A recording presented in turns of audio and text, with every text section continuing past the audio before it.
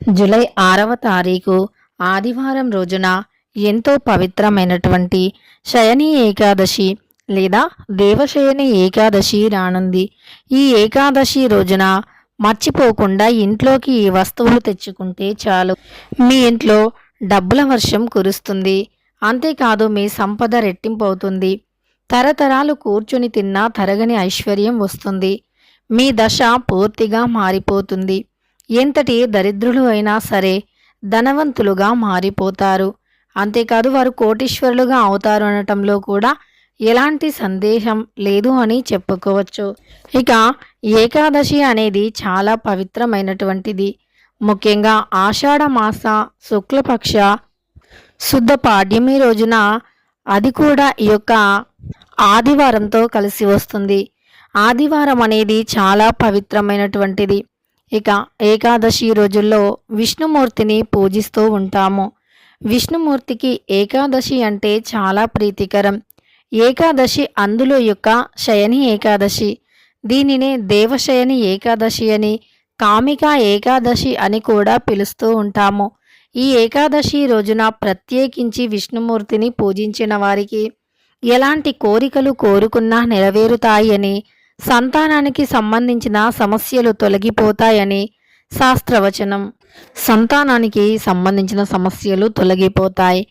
భార్యాభర్తల మధ్య అన్యోన్యత లేకపోతే భార్యాభర్తల మధ్య అన్యోన్యత కూడా పెరుగుతుంది. అంతేకాదు, ఈ యొక్క ఏకాదశి రోజున లక్ష్మీదేవి విష్ణుమూర్తిని పూజించటం వల్ల, ముఖ్యంగా భక్తి శ్రద్ధలతో పూజించటం వల్ల ఖచ్చితంగా కటిక దరిద్రుడు కూడా ధనవంతులుగా మారిపోతారు. ముఖ్యంగా ఆ రోజు అంటే ఏకాదశి రోజున ఉపవాసాన్ని పాటించాలి. ఏకాదశి అంటేనే ఉపవాసం అని అర్థం.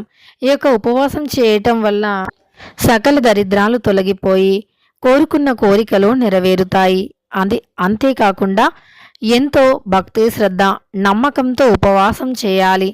ఏకాదశి రోజున ఎంతో భక్తి శ్రద్ధ నమ్మకంతో ఉపవాసం చేయటం వల్ల కోరుకున్న ఫలితాలు కూడా ఆ దైవం మనకు సమర్పిస్తారని శాస్త్రం చెబుతుంది. ఏకాదశి రోజున, అందులోనూ యొక్క శయని ఏకాదశి రోజున విష్ణుమూర్తి యోగ నిద్రలోకి వెళ్ళి మళ్ళీ 6 నెలల తర్వాత తిరిగి మేల్కొంటారు అని శాస్త్రం చెబుతుంది. అందువల్లే ఈ యొక్క శయని ఏకాదశి తర్వాత ఎలాంటి శుభకార్యాలను కూడా చేసుకోరు అని శాస్త్రం చెబుతుంది.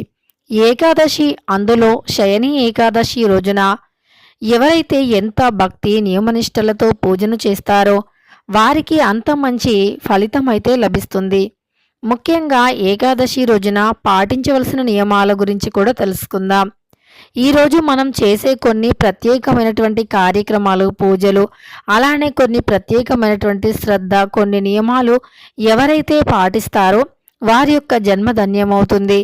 ముఖ్యంగా శాస్త్రపరంగా ఏకాదశికి చాలా ప్రాముఖ్యత ఉంటుంది. దేవశయని ఏకాదశికి మరీ ప్రాముఖ్యత ఉంటుంది.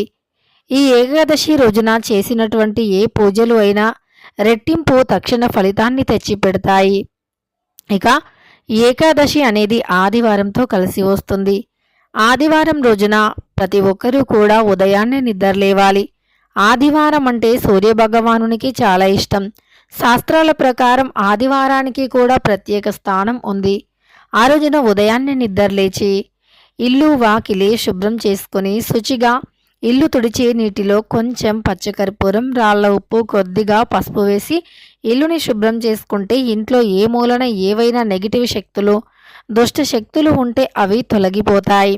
తరువాత గడపను శుభ్రంగా కడిగి ముగ్గులు పెట్టాలి. వాకిలి శుభ్రంగా కడిగి వాకిట్లో అందమైన ముగ్గులు పెట్టాలి. ఏకాదశి రోజుల్లో తులసి కోట దగ్గర దీపం వెలిగించాలి. తులసి మాలను విష్ణుమూర్తికి సమర్పించాలి. కానీ ఏకాదశి రోజున తులసి చెట్టుని, తులసి ఆకులను అస్సలు కోయకూడదు. రాగి ఆకుని కూడా ఏకాదశి రోజుల్లో కోయకూడదు. ఎందుకంటే తులసి చెట్టు, రాగి చెట్టు రెండూ కూడా విష్ణుమూర్తి ప్రతిరూపాలుగా భావిస్తూ ఉంటాము. ఏకాదశి రోజుల్లో తులసి కోటను పూజించిన, అలానే రాగి చెట్టుని పూజించి రాగి చెట్టు చుట్టూ ప్రదక్షిణలను చేసి రాగి చెట్టు దగ్గర దీపం వెలిగిస్తే గనక కటిక దరిద్రుడు కూడా ధనవంతులుగా మారిపోతారు. అంతేకాదు రాగి ఆకుపైన దీపం ఎవరైతే వెలిగించి ఆ వెలుగుతున్న దీపంలో చిటికెడు పచ్చ కర్పూరాన్ని ఎవరైతే వేస్తారో వారికి కుటుంబంలో ఉండే అనేక రకాల సమస్యలు తొలగిపోతాయి. కనుక ఏకాదశి రోజున మర్చిపోకుండా ఈ నియమాలను పాటించాలి. అలానే ఈ ఏకాదశి రోజున ఎవరైనా సరే చిన్న దాన ధర్మం చేసినా ఎంతో మంచి ఫలితం అనేది ఉంటుంది. ఎంతో ఎక్కువగా పుణ్య ఫలితాన్ని మూటగట్టుకోవచ్చు. కనుక ఈ యొక్క దేవశయని ఏకాదశి రోజున తోచిన దాన ధర్మం అంటే మీకు ఏది తోస్తే అది దాన ధర్మం చేయండి. అలానే ఏకాదశి రోజున ఆడవారు ఉదయాన్నే ఈ పనులన్నీ పూర్తి చేసుకొని శుచిగా స్నానం ఆచరించి ఎరుపు లేదా పసుపు లేదా ఆకుపచ్చ రంగు చీరలు కట్టుకోవాలి. ముఖ్యంగా విష్ణుమూర్తికి పసుపు రంగు చీరలు అంటే చాలా ఇష్టం.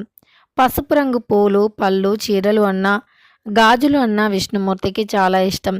కనుక ఈ రంగు దుస్తులను ధరించి, చేతికి గాజులను, నుదుటిన కుంకుమను ధరించి, చెంపలకి పసుపు గంధాన్ని ధరించి, ఆ తర్వాత పూజ గది శుభ్రం చేసి పూజ గదికి మామిడి తోరణాలను కూడా కట్టాలి. తర్వాత పూజ గదిని శుభ్రం చేశాక పూజ గదిలో దీపధూప నైవేద్యాలను సమర్పించాలి.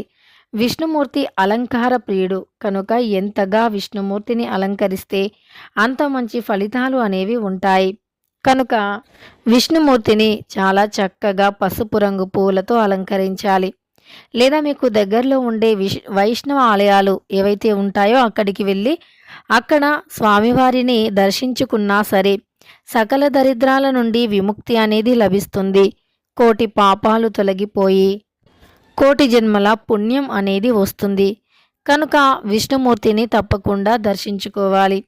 ఆ రోజు వీలైనంత మట్టుకి మౌనం పాటించాలి. ఎంత తక్కువ మాట్లాడితే అంత మంచిది. వస్తే కనకదార స్తోత్రం చదవాలి. లేదు అంటే విష్ణుమూర్తి యొక్క నామాలను స్మరిస్తూ ఆ రోజు గడిపివేయాలి. ఇలా చేస్తే కటిక దరిద్రాలు సైతం తొలగిపోతాయి. కోటి జన్మల పుణ్యాన్ని మూటగట్టుకున్న వారవుతారు. అంతేకాదు ఈ యొక్క ఏకాదశి రోజున ఎవరైతే ఉపవాసం చేసేవారు ఉంటారో వారు ఉల్లి, వెల్లి వంటివి తినకూడదు. కేవలం సాత్విక ఆహారాన్ని మాత్రమే తీసుకోవాలి. ఉల్లి, వెల్లి, మాంసాహారం అస్సలు ముట్టకూడదు.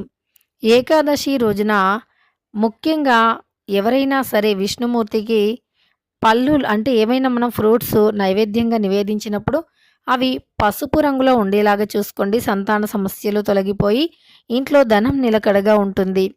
కనకదార స్తోత్రం చదవటం రాని వారు విన్నా సరిపోతుంది.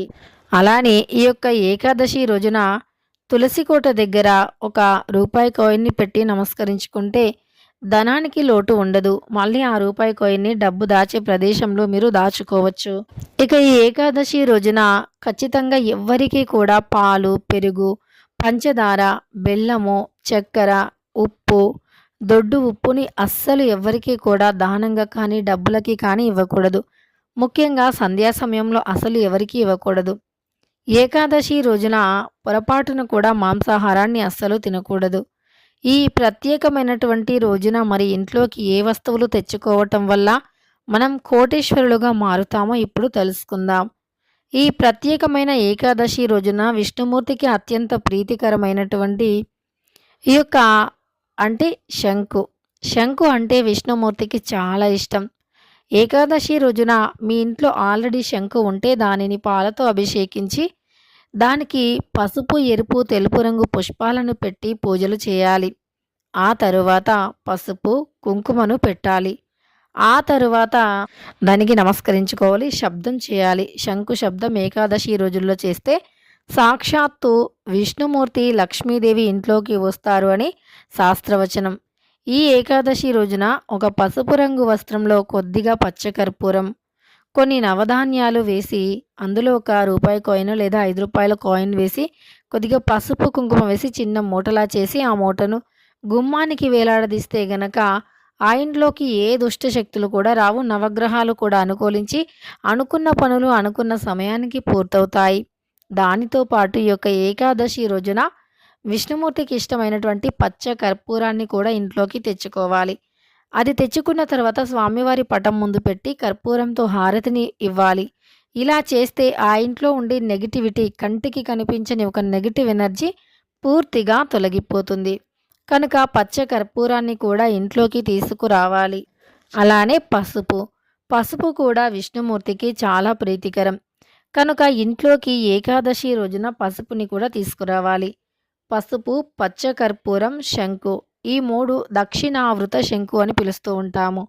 ఇది చాలా పవిత్రమైనటువంటిది కనుక వీటిని ఇంట్లోకి తెచ్చుకొని ఇంట్లో మనం పెట్టుకున్నట్లు అయితే మన సంపద అనేది రెట్టింపవుతుంది. ఏమి సంపాదించలేని వారు కూడా ఎంతో సంపాదించే స్థాయికి ఎదుగుతారు.